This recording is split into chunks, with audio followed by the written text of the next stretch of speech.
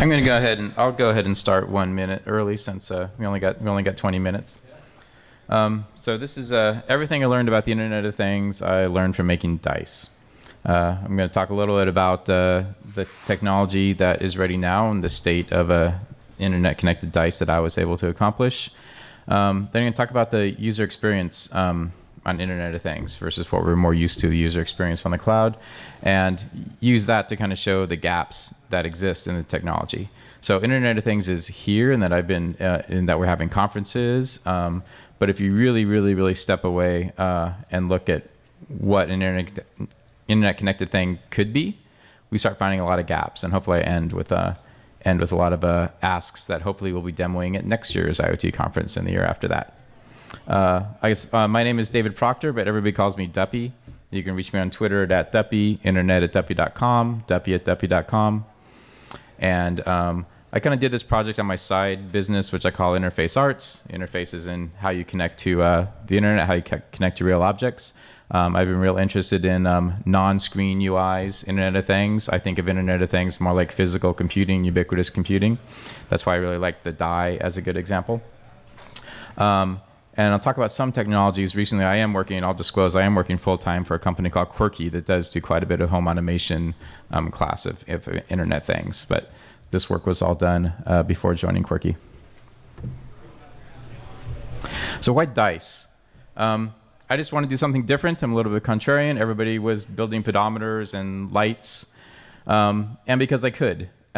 So that was really interesting. The fact that I could, there was a kind of an inflection point about 2 years ago where it did become easy, I'll say, at least accessible, to connect something that wasn't a PC or a phone, something that didn't run a whole OS or the traditional app environment, to connect one of those things up into the internet.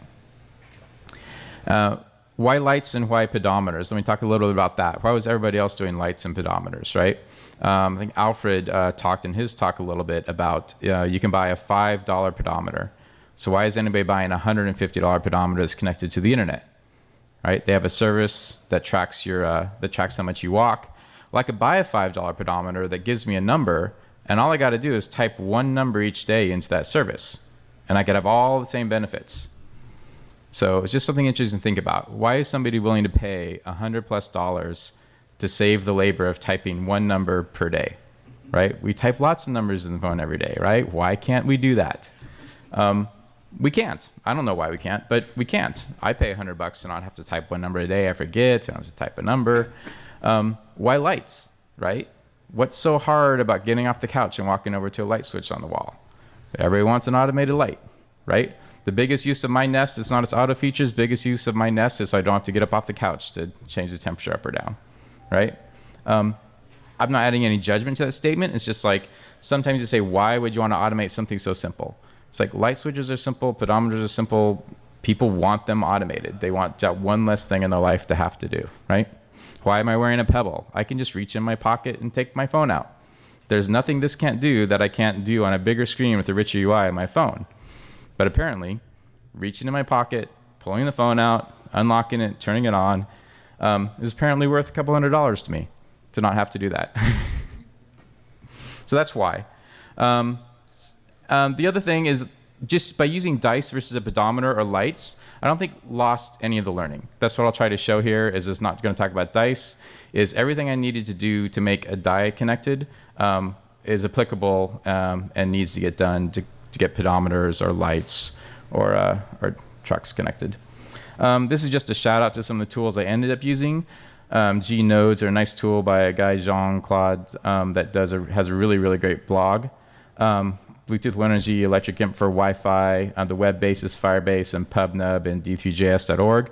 I'm very much a hardware developer, and this is just kind of what I found on a lot of tools that trying to do as little software as possible, these tools helped me do some interactive prototyping with a little software work as possible.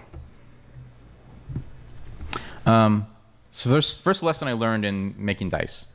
Presentation is important. Presenting pictures, not numbers. I don't have the screenshots, but you can imagine my very first prototype. This is one of my first prototypes. I just used an off-the-shelf Arduino board with a little accelerometer plug and battery, wireless antenna. It actually wasn't really internet connected even. It had to go to a USB dongle into my laptop, and then my laptop into the PC. So I had to kind of hide the laptop in the back for my first demos a couple years ago, and show that on the screen I could get X, Y, Z graphs of where this was in space, right? Kind of interesting from a geeky thing, 3 little graphs on the screen. Then let me jump ahead here. I was going to these hardware starter presentations, which I really have to thank Nick Pinkston for organizing this great community here. And I thank him because that gave me something to kind of get the next demo, the next step working, the next step working. And right before one of them, last minute, I didn't want to demo my graphs. I just took the time, like an hour before the presentation, and do some nice graphics. Maybe I can give a preview here. So I had something that looked like this instead of XYZ accelerometer on the screen. Okay? This is less data, right, than full XYZ numbers, many samples per second. But this was a much bigger impact, a much better user experience to see the die, right? So that was a big lesson about presentation. The next thing I did was go ahead and use some laser cutters. And instead of doing this, use some smaller products. And actually build a laser cut die with the circuitry inside. Whoops, I jumped ahead of the demo. Didn't mean to do that. Didn't mean to steal the thunder, but the presentation of just holding this versus this was very important.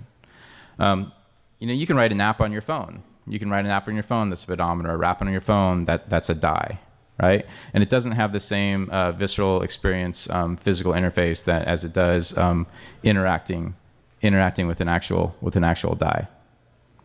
So that I got a lot more bang for the buck than I thought by putting these kind of finishing touches on. So the demo, you can actually, it's more interesting demo if anybody can go to electricdice.com right now. You don't have to look at the screen. I have to thank Ramin for having me help getting it working on mobile phone. It was not working on mobile phone an hour ago. It was only working on desktop browsers. So curse HTML, but we got it working. But anyways, this is using Firebase. Tools like PubNub have better latency, but this is pretty quick. 3, 2, and you get kind of the real-time presentation of what's on the die.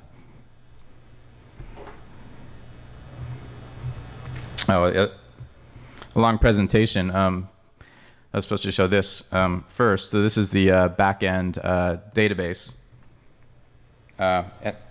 It's just a series of timestamp packets of values, right? So this stuff is on the web. You can query it. You can do your big data analytics on it. But again, it just has watching this list grow with new timestamp values grow.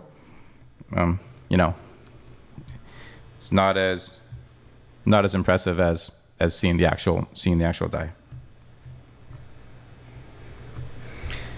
So my second lesson, implicit features. I call these things implicit features a lot, especially now that I'm back doing product design again, or even when I was doing product design by contract. You get a spec. There's a lot of things that are connected to the internet now. So you get a spec. Oh, I just want humidity connected to the internet. That's all I want. Should be simple, right? Just have humidity as the internet, you're done. Well, the number of implicit features is much greater than just the humidity sensing feature, right? Just even staying connected to the internet, something we take for granted on phones and laptops as web developers. You just assume your browser is going to stay connected to the internet. We're not quite there yet. There's some great tools, but even just on the small device with cost, power, range, limitations, even just staying connected to the internet is important. Before you can even stay connected, just getting on the internet, right? Have anybody bought internet-connected devices? There's a variety of methods now we haven't standardized yet.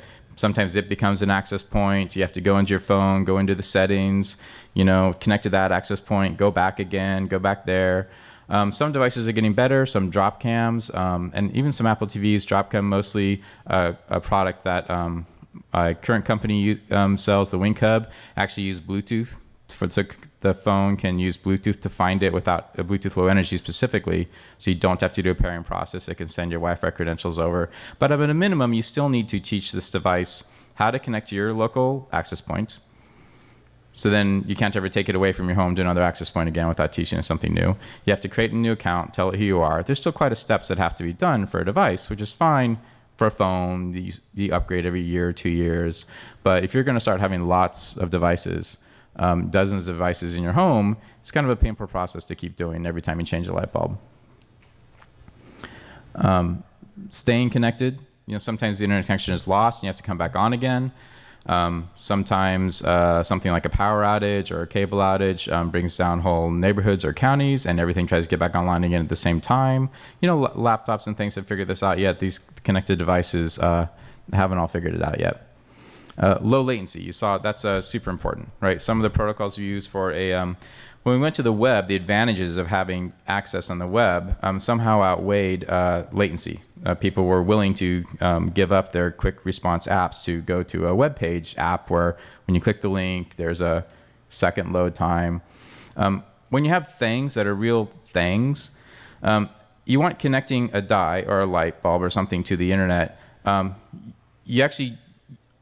theory is you can't afford to lose any of the physical interaction. The way I interact with the light bulb, I flip the switch, it's instant. The way I interact with dice, I roll it, I see the value, I'm done. I don't think people are as willing to give up latency in interacting with those devices. And that requires some different web technologies. They were always there. We had audio streaming for a long time, but it's not a kind of click a link, wait for a web page to load and render. We want more of an open stream sending data. So luckily, there were some services like PubNub and Firebase that are leveraged. My understanding is they're all based on MQTT. Those services are coming and let us have a richer, lower latency interaction. Preserving the battery. Battery management. I've done a lot of battery-powered products, and I really think of it as battery management, right? No user wants a battery. They want a device that's just there all the time. Keeping in your mind, like, well, when did I last charge my device? Does it have enough battery time left for the trip I'm about to go on? Even thinking of those things, let alone remembering to plug it in, remembering the charger. It's just a lot of extra actions I want to add, right? And remembering, I'm buying these Internet of Things devices usually to remove a single action, right? Usually to remove not having to write down one number per day. And if these devices, like even the Pebble Watch, the advantage is I don't have to pull my phone out of my pocket as often. But if it adds 2 or 3 extra steps per day of remembering to plug it in, it's like added more actions. I'm not sure I want to make that trade-off, right? So these devices have to be really, really, really good, completely hassle-free battery, right? So you're going to have to, wireless charging is just going to become completely important. The type of wireless charging where you have a pad or a bowl, and you have to just dump all these devices in there because you can't have a nightstand with like 8 or 9 different plugs on it that you plug in every night and unplug them all in the morning. Firmware updates, right? We saw this on the mobile phone. It used to be that you'd have to opt in to firmware updates. You kind of go through one by one, read a little description about all the new features. Now you have so many apps in your phone that it's still opt in, but if you're a heavy phone user, you pretty much have to opt in to the auto update feature, or you have to reserve 12 to 15 minutes of your lunchtime and spend over your phone reading all the new features of every app and deciding whether to upgrade or not. That can't happen when every device you interact with in your house, in your car, is being firmware updated. I don't know. It's kind of obvious to me, but it's kind of have to push those. You have to not know they're getting new updates. Identification and naming, right? Say I have multiple dice. Like, how do I know which one is which? How do I give one to somebody? These are all things I have to do when these things are all internet connected. When I go to the internet to see the value of the die, I have to know which die I'm moving and which one I'm looking at. So I only built 3 dice, so I made them 3 different colors. But what happens when I want 20 dice? My friends all have the same dice and they're the same color. How do I start identifying them? I haven't even solved those problems yet. They're clearly going to have to be solved before this is a useful product. Along with security and ownership. I call these implicit features because all of these features, pedometers, lights, trackers, anything else we want to do the internet, you need to solve all these features. And so I just like to use dice to try to begin to solve and uncover these issues. The third lesson, which layer? Let's get a little deeper into the technology here. There's always a decision. The dice, for example, have a raw XYZ accelerometer values of its orientation in space. So do I decide what die value is up locally on the device and only send I'm a 1, 2, 3, 4, 5, or 6 up to the net? Or do I send raw data and let the cloud decide? There's a trade-off between flexibility and information. And if I want to use the die for dice, then that's fine to send 1, 2, 3, 4, 5, 6. But once you have an object that's nice hand size, there's a lot of other games you can play. You can play the how high can I throw it in the air game, right? I mean, it's a fun game. How fast can I throw it? There's a games you can play with the dice. It's recorded, but only if you then expose that lower level of data. I tried a lot of other systems, and one realization I came to is that there's not a right answer. It really depends on the usage model. And so my statement is any platform or architecture that purport to help Internet of Things get on the web, most of the ones I saw kind of baked in their architectural decision whether processing was done on the device, on the hub, in the home, or in the cloud. And it was very hard to change after the fact, right? If I wanted to query something, I had to know whether I'm querying the cloud representation or talking to the device or talking to the hub. So I started using an architecture that abstracts this, where information about the fact that a device exists with properties, that it might have a low-level XYZ acceleration, and might also have another set of data, which is just which face is facing up, and you lose the finer details. The fact that those exist is represented in the cloud. You can query them, and then if they're not available in the cloud, it can go ask down to the hub, and they can ask down to the device, do you have this data? So things can be cached as your usage of it changes. You can change kind of more as an IT management function. You can change where those things are stored for efficiency reasons, but the app that asks for the information doesn't have to change. So I think some sort of architecture like that is needed. And it's not just for performance and function, it's also for security, right? A lot of people want to have the hub do the processing because they don't want it to go to the cloud for security reasons. And so that's a very useful architecture that I found. So the answer to the which layer is it needs to be flexible, it needs to change across products, it needs to even change over time.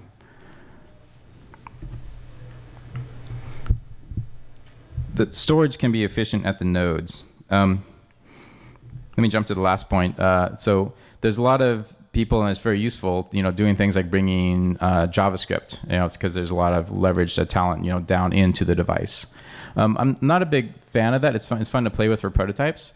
I'm not a big fan of that because I don't believe that the language statements in and of itself, moving them to a different platform, solve the problem. It's not so much about the language. It's about the memory constraints and performance resources you have available for you on the hardware. So when you write code, when you're writing it in C or JavaScript, and you decide to do something, you almost automatically decide, oh, this is some variables in the stack. Oh, this is allocated out of memory. I'll create some structure. And this is a lot of data, so I'll save it in a file and retrieve it. You make those decisions in any language, and you can't just take that language and put it on another platform that has different constraints and expect it will compile and it will run, but it's correctly, but its performance characteristics will be dramatically different. And I don't know of any compiler technology that'll optimize across, something where you saved a file and then, the compiler's not smart enough to decide that your file calls should now be memory calls, right? We're not at that level. So I'm not a big fan of just moving the language down to a different constrained device. I think you need to have standard data interfaces and program these things very differently. I want to hit that point, storage can be efficient at the nodes. In the model where you keep it's a very simple model. If you keep a very simple device like a die, if you just, as soon as you get an accelerometer data, you send it to the cloud, it's there. Now it's great. Now I have complete flexibility. I can do anything I want on that data in the cloud. I'm not worried about processing, not worried about latency access to it. There's one problem with that model. The problem is it takes a lot of power and bandwidth to get that data off the die if nobody's looking for it. So this is something that the Kentucky OS discovered a decade ago when they were trying to do power saving. They realized, okay, we got everything we can out of power saving. The last thing left is we're sending data that nobody's listening for. Maybe we should keep the data locally and do more of a pull model, only send the data when somebody asks. It's just a great way of sending power. Not only do you not send it if nobody asks, but also you get some clumping overhead reduction, right? If somebody can ask for the last 1,000 samples, you send it all at once. It's more power efficient than sending the samples as they come.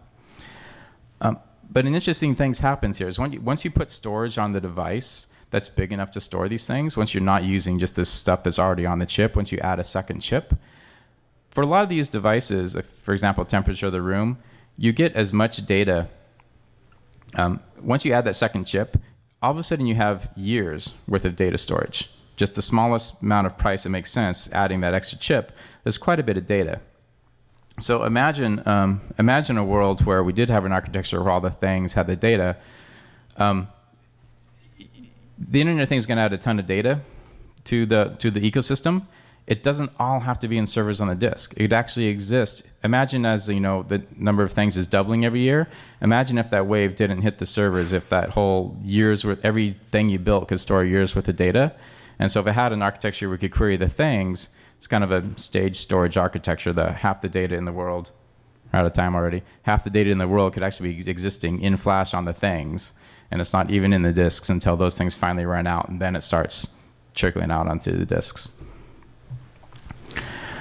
Fourth lesson, we're not done yet. I've kind of hit on a lot of these things. The only thing I really succeeded in doing with the die is an internet sensor. Is you can go to the internet and you can see what state this die is in, right? It's really not a thing yet. I really want to interact with this thing. I want to use this die to play a game with my friends in Seattle, right? So I want to, when I roll it, I want them to see it. Well, that's kind of cool. They can go to their phone and see what my die is. I go to my phone and see what their die is. But really what I want to happen is we're still looking at screens. Ideally, I'd have another die over there that's getting its state from the internet and showing the state of the die, right? So we get away from screens. Right now, a lot of these things are going to a screen to see values instead of just going device to device to see values. So the whole second stage, the bottom line there, sensors are easy, actuators are hard. This is a sensor. I can sense on the internet the state of this die. Making another die, not another web page, show the state of die is, I think, what we need to get to in order to have a true, much more physical computing where we're actually interacting with the objects themselves. Long way to go. Talked about this a lot. I think I'll just jump to questions because we're out of time. But let me hit on the security and provisioning, right? Most of the things I have to do when I buy a device and want to get access to it, I go to a phone or a computer. I go to another screen and kind of tunnel in through the internet access to control this. I think if we're really going to manage these devices, we got to move a lot of those interactions to the physical object itself, right? So when I buy this, instead of going to my phone and using it to set up, there are ways where I could just take this and tap it to my router, and now it's set up. I don't have to pull out yet another screen, right? If I want to send it to a friend, I can go tap it to their phone, tap it to another die. There's a lot of interaction models we can do if we're creative that won't require going to a screen, going to the old traditional web to manage this Internet of Things. I think the management has to happen from thing to thing in a much more natural way, and we have a long ways to go on standards there. So I'll just open it up to questions.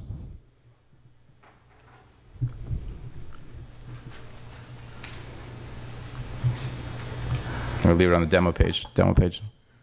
Sorry. What's inside the die? Oh, yes. Here, I will have my other die. I use an electric imp. So it's the electric imp is a Wi-Fi card. You can think of it like an Arduino that uses the connection to the web to load your code. This little red square you can buy from SparkFun. It's a SparkFun accelerometer breakout board.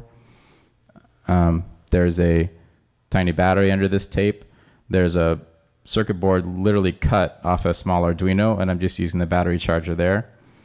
And a prototyping board. The only thing it has on this thing is the unique ID chip. So no custom circuit boards. I hate doing custom circuit boards because I'm impatient. I have to wait a week to get custom circuit boards. So this is just a bunch of breakout boards all, taped and hacked together.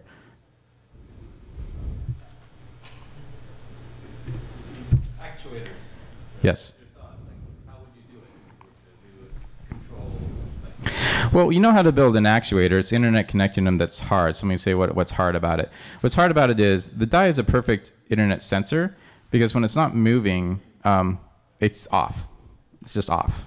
right? So I'm saving tons of power. It's in its complete low power idle mode. The accelerometer has a mode where it's very, very low power, and if it gets moved at all, it sends a wake up pin, wakes up the Wi-Fi stack, that connects. Now you're using a lot of power. So if I want to get a message from the internet, I have to stay in this high power mode waiting. So there's a trade-off between latency for actuators. There's a trade-off between latency and power, right? If I want the die to flash or wiggle or whatever as soon as my friend rolls his die, I either have to be listening all the time, or maybe I accept up to a 5-minute delay, and so I wake up once every 5 minutes. And so you have this trade-off between power, which is the duty cycle of listening, and latency. And so that's not for battery-powered devices, it's just kind of not a well-solved problem yet, right? There's no, in TCP/IP world, there's no low power, lower bandwidth, simpler wake-up channel. Then some other speakers talked about this, right? The assumption is in the delay tolerant network talk, right? They talked about this, right? In the TCP/IP cloud world, the assumption is the other side's there, right? You might drop some packets, but the assumption is it's there, right? There's no concept that it might not be there.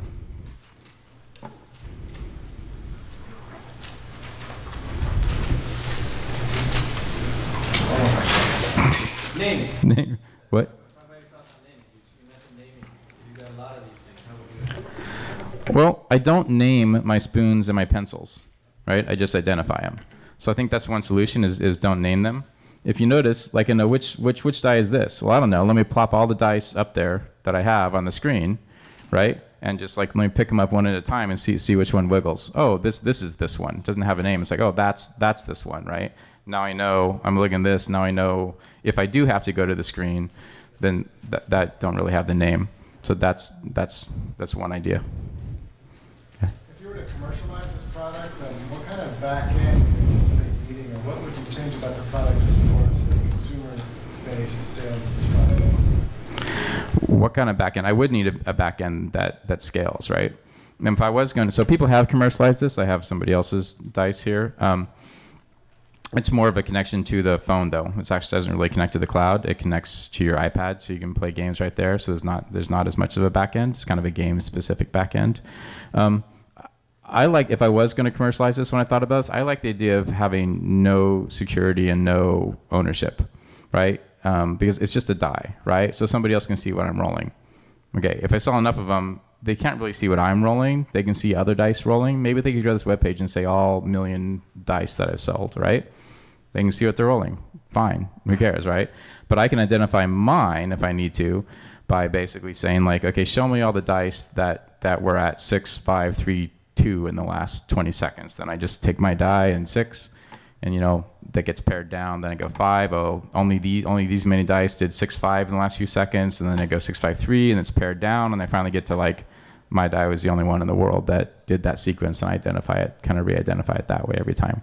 Other things you can do, bump it against your phone. Maybe you do that, right? And then if it knows when the phone's bumped to the cloud and knows when the die's bumped, and it finds your die that way. And with something like that, you could re-find it every time, right? There's no concept of like, and so if I want to give it to a friend, I give it to you. Here, take it home, play with it, right? I don't delete it from my account, give it to you, I don't do anything like that, right? Next time you want to play, you start your app, tap, tap, tap. It's your die now for the next 5 minutes.